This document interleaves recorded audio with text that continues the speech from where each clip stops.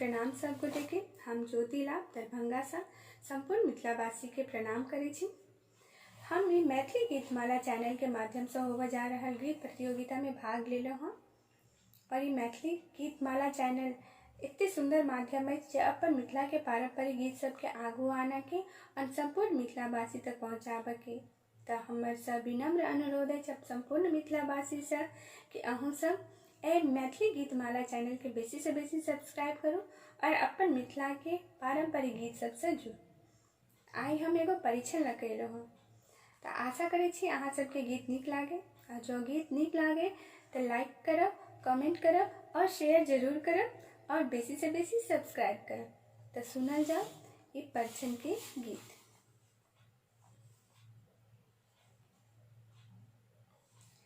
अचके में देखलहुँ एक सपनमा, मिथिला के अंगना। अचके में देखलहुँ एक सपनमा, मिथिला के अंगना। आहे मिथिला के अंगना, बाजे सातो सुर बजना। आहे मिथिला के अंगना, बाजे सातो सुर बजना। अचके में देखलहुँ एक सपनमा, मिथिला के अंगना। अचके में देखलहुँ एक सपनमा, मिथिला के अंगना। पाहुन छथि चारू अवध ललनमा, मिथिला के अंगना। पाहुन छथि चारू अवध ललनमा, मिथिला के अंगना। अचके में देखलहुँ एक सपनमा, मिथिला के अंगना। अचके में देखलहुँ एक सपनमा, मिथिला के अंगना। चलियो सखी मंगल गाबियो, दुल्हा परिछन लाबियो।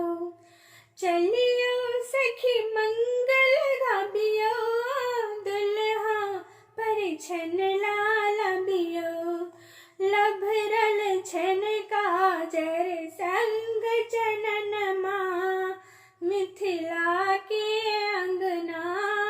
लभरल छन काजर संग चननमा, मिथिला के अंगना। अचके में देखलहुँ एक सपनमा, मिथिला के अंगना।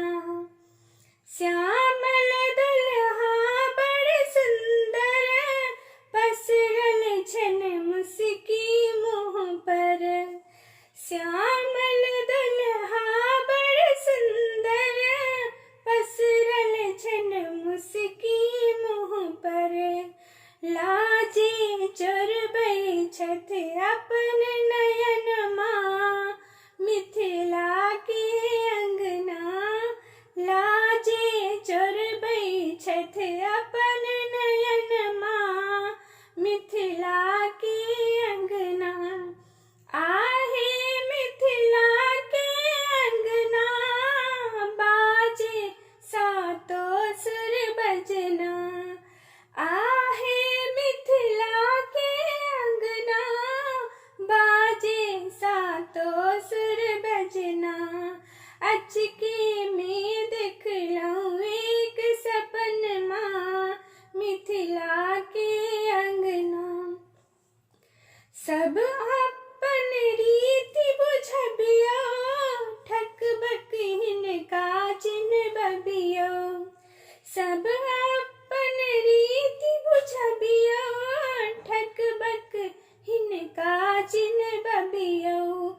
कमला संग सरयू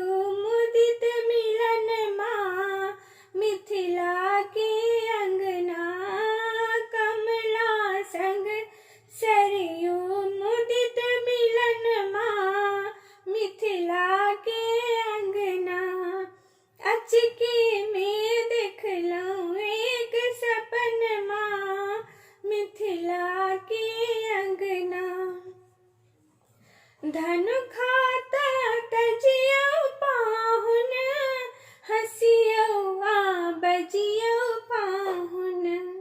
धन खाता तजियो